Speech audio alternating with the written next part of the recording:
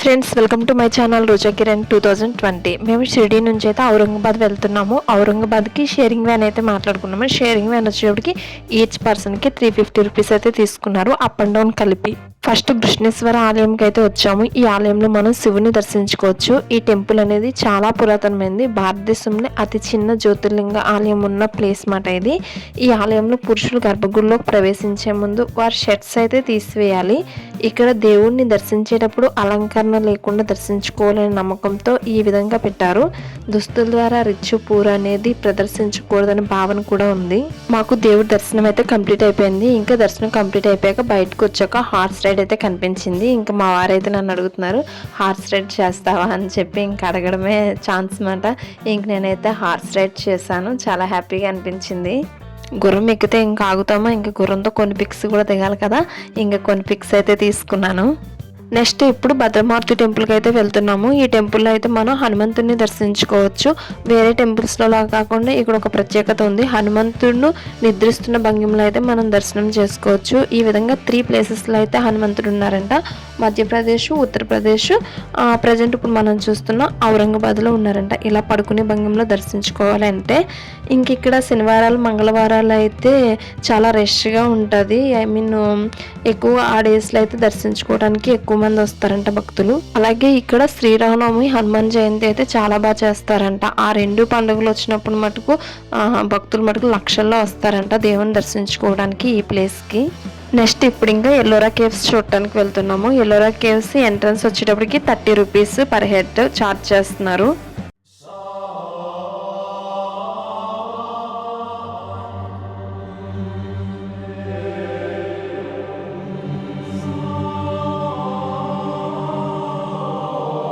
Ticket counter దగ్గర ఈ విధంగా టోకెన్స్ ఇస్తారు. ఈ టోకెన్స్తోనే మనం లోపలికి ఎంట్రీ అవ్వడానికి అయితే ఉంటుంది. ఇంక లోపలికి ఎంట్రీ అయిన వెంటనే ఇలా రూట్ మ్యాప్ ఒకటి ఉంటుంది. కేవ్స్ అవన్నీ ఎలా చూడటానికి ఏ విధంగా వెళ్ళాలనేది రూట్ మ్యాప్ అయితే అక్కడ ఉంటుంది.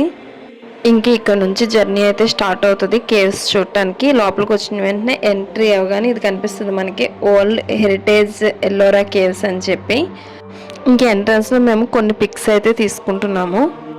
మేము 4 డేస్ నుంచి కంటిన్యూస్గా తిరుగుతూనే ఉన్నాము. ఈ తిరగడం వల్ల మా హస్బెండ్కి అయితే ఫీవర్ వచ్చేసింది. నాకు ముందే ఫీవర్ ఉన్నది, ఇంకా తనకి కూడా ఫీవరు. ఇంకా చాలా టైర్డ్ అయిపోయాము. కానీ ఇంకా చూడాలి ఎలాగైనా. ఇంకా మళ్ళీ అవకాశం ఎప్పుడు వస్తుందో తెలియదు కదా మనకి. ఇంకా ఎలాగైనా చూడాలి అని చెప్పానైతే ఇంకా జర్నీని అయితే స్టార్ట్ చేసాము. కానీ ఇంకా మాకు నెక్స్ట్ డే కూడా ప్లాన్ ఉన్నది అజంతా కేవ్స్ చూడటానికి. కానీ ఇంకా హెల్త్ బాగోక అప్పటికప్పుడు తత్కాల్లో టికెట్స్ బుక్ చేసుకొని ఇంకా రిటర్న్ జర్నీ కూడా అయిపోవాల్సి వచ్చింది. ఈ కేవ్స్ మొత్తం కవర్ చేయాలి అంటే, కంప్లీట్గా మంచిగా చూడాలి అనుకుంటే కంపల్సరీ 1 డే అయితే కంపల్సరీ పడుతుంది ఎలా చూసుకున్నా. కానీ మాకు వ్యాన్ వాళ్ళు వచ్చేటప్పటికి ఒక 1.5 hour 2 hours మాత్రమే మాకు టైం ఇచ్చారు. ఈ టైంలో కవర్ చేసుకురమ్మని చెప్పారు. మేము ఏవైతే ఇంపార్టెంట్, ఎక్కువగా ఏవైతే ఉన్నాయి ఇంపార్టెంట్ అన్నవే చూసాము. ఒక 3 కేవ్స్ చూసుంటాము. అక్కడ ఎలక్ట్రికల్ కార్స్ కూడా అవైలబుల్ ఉన్నాయి. మేము ఇంకా ఎలక్ట్రికల్ కార్ మాట్లాడుకున్నాము. ఈచ్ వన్ వచ్చేటప్పటికి 30 రూపీస్ తీసుకున్నారు. ఇంకా మేము అది బుక్ చేసుకొని ఇంకా దాంట్లోనే మెయిన్ ఏ కేవ్స్ ఉన్నాయి, మెయిన్ ఇంపార్టెంట్ కేవ్స్ ఏవో ఒక 3 కేవ్స్ అయితే ఇంకా చూసాము. ఫస్ట్ కేవ్ నెంబర్ 32కి అయితే వచ్చాము. ఈ కేవ్స్ అనేవి దగ్గర దగ్గర 100 కేవ్స్ ఉంటాయి. కానీ 34 కేవ్స్ మాత్రమే మెయిన్ వచ్చిన విజిటర్స్ చూడటానికి అయితే 34 కేవ్స్ మాత్రమే అవైలబుల్గా ఉన్నాయి. ఈ కేవ్స్ అనేవి జైన మతం, హిందూ మతం అండ్ బౌద్ధ మతానికి సంబంధించినవి. ఈ 32 కేవ్ అనేది జైన మతానికి సంబంధించింది.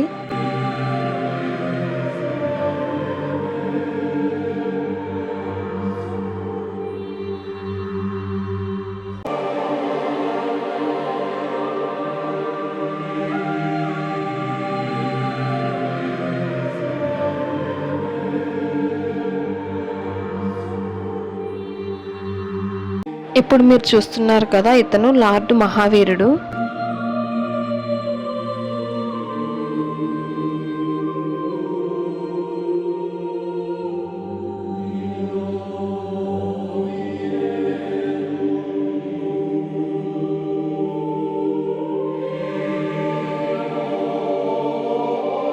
ఈ 32 కేవ్ వచ్చేటప్పటికి 2 అంతస్తులు ఉంటుంది. అసలు ఆ లోపల చాలా చీకటిగా ఉన్నది మొత్తం అంతాను. అసలు మేము వెళ్తున్నామే కానీ ఆ చీకటిలోనే వెళ్తున్నాము చూడటానికి.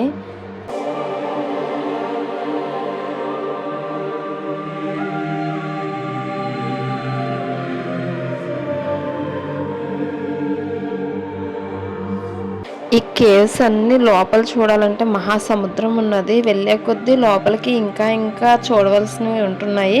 కానీ ఇంకా మాకు టైం లేదు కనుక ఇంకా ఈ కేవ్ అయితే ఇక్కడితో స్టాప్ చేసి ఇంక బయటకైతే వచ్చేసాము. ఇంకా ఇప్పుడు నెక్స్ట్ కేవ్ చూడటానికి అయితే వెళ్ళాలి.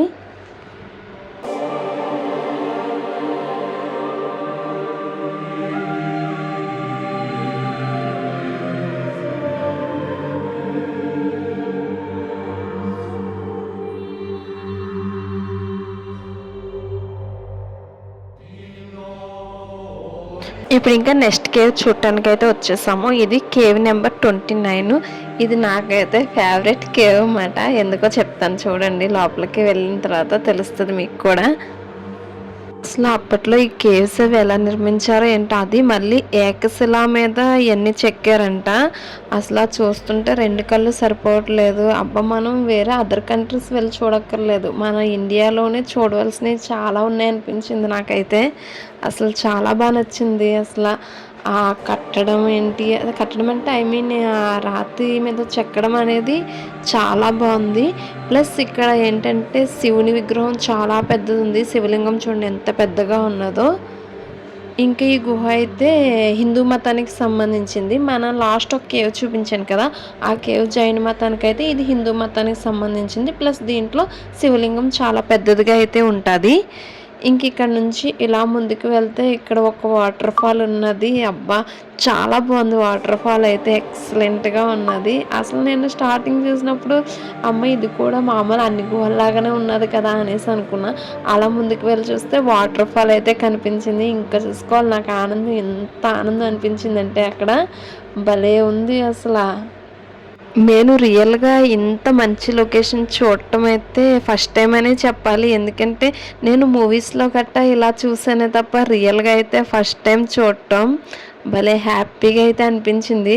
నేను ఈ కేవ్ దగ్గరే చాలాసేపు ఉండిపోయాను. మా హస్బెండ్ తిడుతూనే ఉంటున్నారు, టైం అయిపోతుంది వచ్చే అని చెప్పి. అయినా సరే నేనైతే వినలేదు. ఈ కేవ్ దగ్గర ఇంకా వీడియోస్ ఫొటోస్ దిగుతూనే ఉన్నాను. అంత బాగుంది ప్లేస్ అయితే.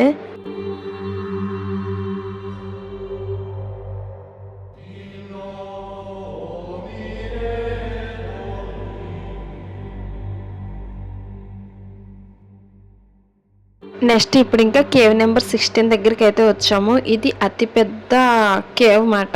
దీన్నే కైలాస్ టెంపుల్ అని కూడా అంటారు ఈ కేవ్ నెంబర్ 16ని. ఈ కేవ్ నెంబర్ 16 అతిపెద్ద రాతితో చెక్కబడిన పురాతన హిందూ దేవాలయం. ఇక్కడ ఉన్న కేవ్స్ అన్నిటిలో కన్నా అతిపెద్ద కేవ్ ఏదంటే కేవ్ నెంబర్ 16 కైలాస్ పర్వతం. ప్లస్ ఇది హిందూ మతానికి సంబంధించినది, శివుడికి సంబంధించిన కేవ్ మాట ఇది.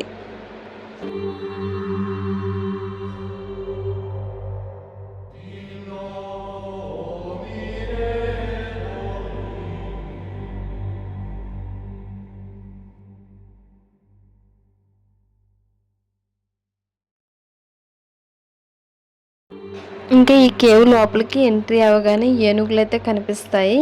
అవి కూడా కొంచెం డ్యామేజ్ అయినట్టు అయితే కనిపిస్తాయి. దానికి సంబంధించి కూడా హిస్టరీ ఏదో ఉన్నది. ప్లస్ ఇక్కడ మీకు ఒక స్తంభంలా కనిపించింది కదా, ఇది మన 20 రూపీస్ నోట్ మీద అయితే ఉంటుంది. ఈ స్తంభం వచ్చేటప్పటికి మీరు ఒకసారి 20 రూపీస్ నోట్ మీద కూడా చెక్ చేసుకోవచ్చు. ఎల్లోరా కేవ్స్ సంబంధించింది కంపల్సరీ 20 రూపీస్ నోట్ మీద అయితే ఉంటుంది. ఇంక ఇక్కడ శివలింగాన్ని చూడండి ఎంత పెద్దగా ఉన్నదో.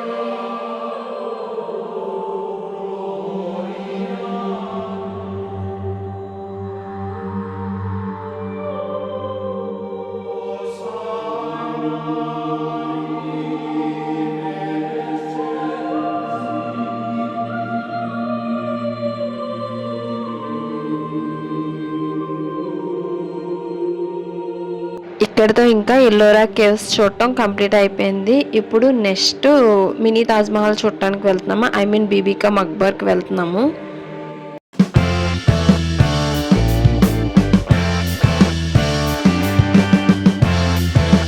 ఇప్పుడు ఇంకా ఇక్కడ టికెట్ తీసుకోవడానికి అయితే వెళ్తున్నాము. టికెట్ ప్రైస్ వచ్చేటప్పటికి ఈచ్ పర్సన్కి 25 రూపీస్.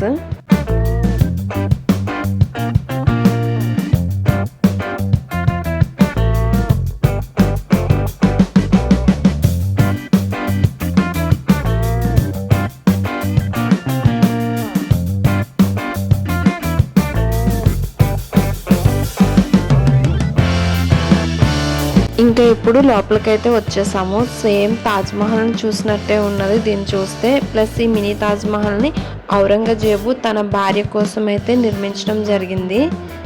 అసలు ఇంకా సేమ్ ఇంకా తాజ్మహల్ ఏ విధంగా ఉంటుందో ఆ విధంగానే ఈ బీబీకా మక్బరాని అయితే నిర్మించడం జరిగింది.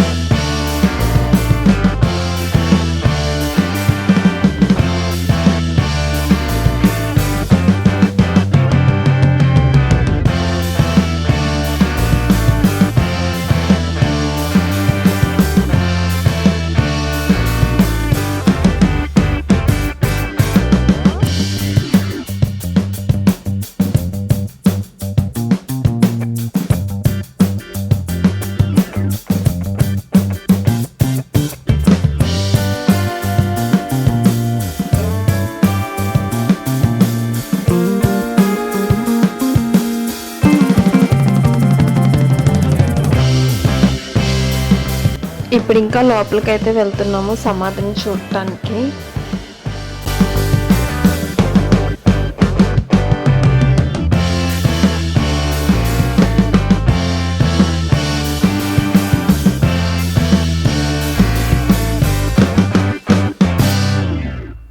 ఇంకా మేమైతే ఫుల్గా టైర్డ్ అయిపోయాము.